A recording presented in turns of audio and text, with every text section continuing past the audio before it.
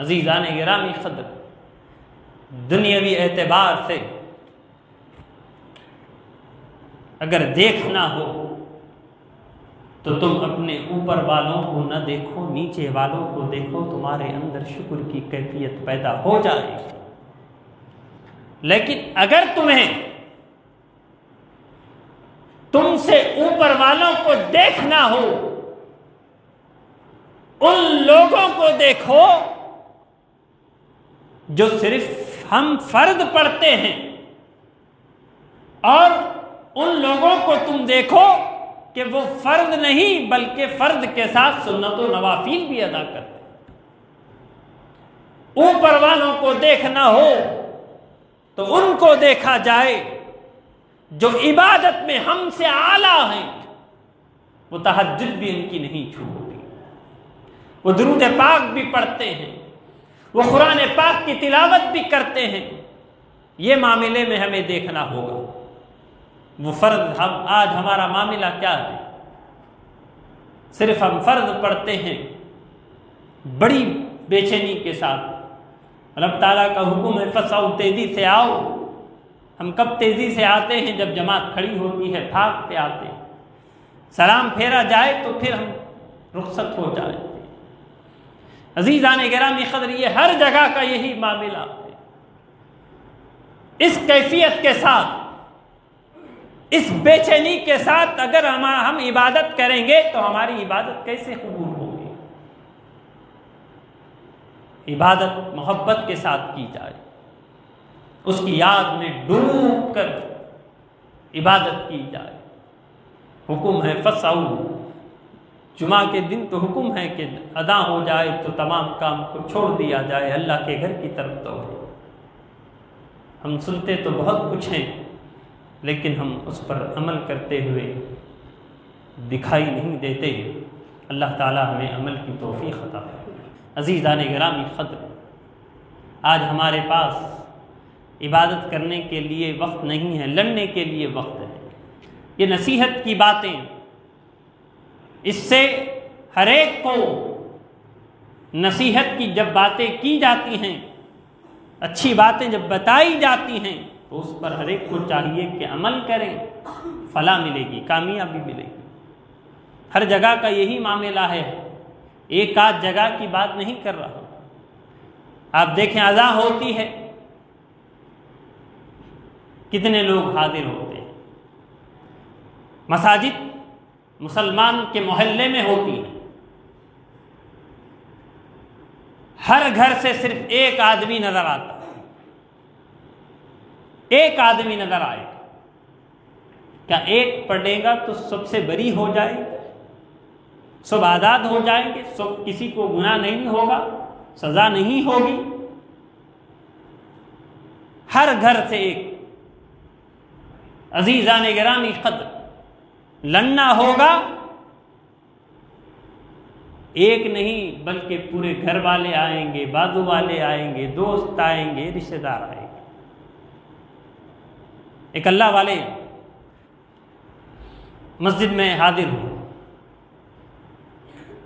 मुअज्जिन साहब ने अज़ान दी। अल्लाह वाले खड़े होकर अज़ान को उन्होंने समाप्त किया। अज़ान हो गई, मुअज्जिन साहब अज़ान दे चुके हैं, ऐलान कर चुके हैं, दावत अल्लाह के घर से दावत का ऐलान हो चुका। वो अल्लाह वाले खड़े हैं, कोई नहीं आ रहा, अज़ान हो वक्त हो गए, एक दो आ रहे हैं। अल्लाह वालों ने क्या किया? मुअज्जिन साहब को बुलाया, कहा और एक मरतबा अज़ान दी जाए, और एक मरतबा अज़ान दी जाए। उन अल्लाह वालों के हुक्म पर मुअज्जिन साहब ने दूसरी मरतबा अज़ान दी तो उन्होंने देखा कि चंद मिनट नहीं गुजरे, पूरी मस्जिद भरी हुई नजर आ रही, लोग भरे अल्लाह के घर की तरफ आ रहे हैं। दो मरतबा कैसे तुमने अज़ान दी? क्यों? लड़ने के लिए, झगड़ने के लिए। इससे बात वाज़ेह हो रही है हमारे पास लड़ने के लिए वक्त है, नुक्ताचीनी करने के लिए वक्त है, एतराज करने के लिए वक्त है, एक दूसरे को नीचे गिराने के लिए वक्त है, गीबत करने के लिए वक्त है, चुगली करने के लिए वक्त है। हमारे पास वक्त नहीं है तो अल्लाह के घर की इबादत करने के लिए हमें वक्त नहीं है। अल्लाह की इबादत करने के लिए हमारे पास वक्त नहीं है। एक अदा हुई, कोई नहीं आया, फौरन दूसरी अदा दी तो कई एक लोग कसीर तादाद में आए हैं, 2 मरतबा तुमने कैसे अदा दी? बात वादे हो गई, लड़ने के लिए हम पहले तैयार हैं, लड़ने के लिए हमारे पास वक्त है, इबादत के लिए हमारे पास वक्त नहीं है। ये अफसोस की बात है। अजीज़ान गिरामी क़द्र, आज हम ठीक हैं, ये काफी नहीं है। कुरान को पढ़ो, कुरान क्या कहता है? कुरान ईमान वालों से मुखातिब है। ऐ ईमान वालों, तुम अपने आप को, अपने घर वालों को, अपनी औलाद को दोज़ख की आग से बचाओ। आसान अंदाज में आपको समझाऊंगा ताकि बात आपके जहनों में बैठ जाए। मिसाल देकर आपको समझाऊंगा। कुरान ने कहा अपने आप को, अपने अहलो अयाल को दोज़ख की आग से बचाओ। हम नमाज पढ़ते हैं, हम हर मामलात में पाबंद हैं, लेकिन हमारी औलाद क्या है? क्या कभी हमने गौर किया? क्या सिर्फ हम पर ही नमाज फर्ज है? ऐसा होता तो कुरान में ये हुक्म नहीं आता कि तुम अपने आप को, अपने अहल व अयाल को दोज़ख की आग से बचाओ। हम पढ़ते हैं, हमारी औलाद, क्या कभी हमने गौर किया? हमारा पढ़ना काफी नहीं है। अरे हम क्या करें? हमने उसे लाख समझाया, वो मानता ही नहीं। हमारी जिम्मेदारी हो गई है, हमारा काम समझाना था, हमने उसे समझाया। अब वो नहीं समझेगा तो हम क्या करेंगे? हम क्या कहते हैं? हमारी जो जिम्मेदारी थी हमने अदा की। हमारा काम क्या था? समझाना था। हमारा काम क्या था? बोलना था कि नमाज पढ़ो। बस हम बरी हो गए। अजीज़ान गिरामी क़द्र, कुरान ने कहा अपने आप को, अपने अहलो अयाल को दोज़ख की आग से बचाओ। दुनिया में आग लगी हुई है,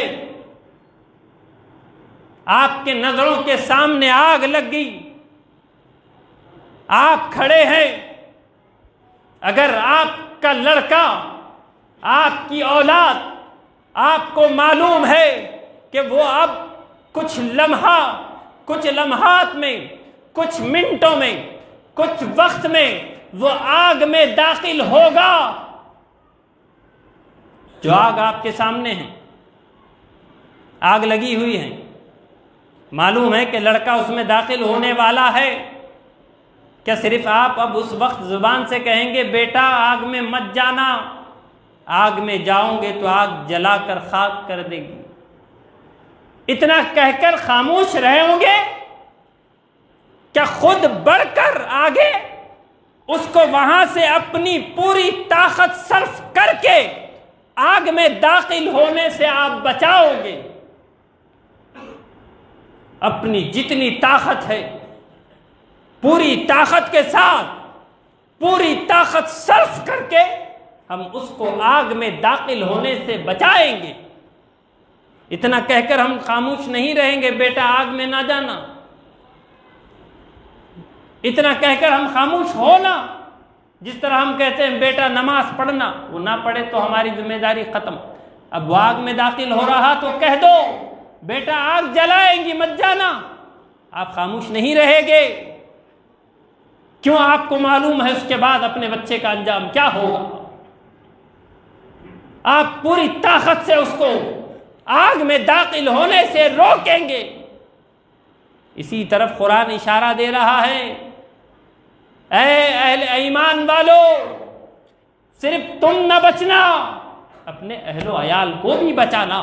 जिस तरह दुनियावी आग में अपने बच्चे को दाखिल होने से हम पूरी ताकत लगाकर उसको महफूज रखते हैं, उसी तरह जब हमारी औलाद गुनाहों के दलदल में फंस जाए, चोरी के मामले में फंस जाए, चोरी के मामले में, डाके के मामले में मुलव्विस हो जाए, गलत कामों में मुलव्विस हो जाए, किसी के घर को लूट ले, किसी के बाजार की दुकानों को नुकसान पहुंचाए, अज़ीज़ान गिरामी क़द्र, अगर हम ये कहकर खामोश हो जाए हमने समझाया है, अब हमें नहीं मालूम, अब हम क्या करें, ये बात गलत हो।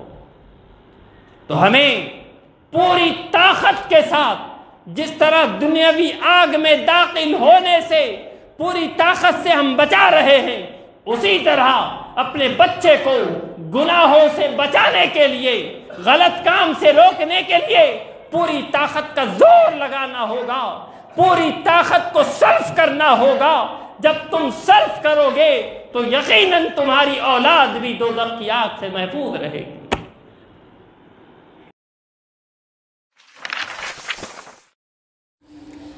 इस्लामिक वीडियोस देखने और सुनने के लिए हमारा यूट्यूब चैनल फैज़ान गुलशरम को ज़रूर सब्सक्राइब करें और बेल आइकन को दबाना न भूलें।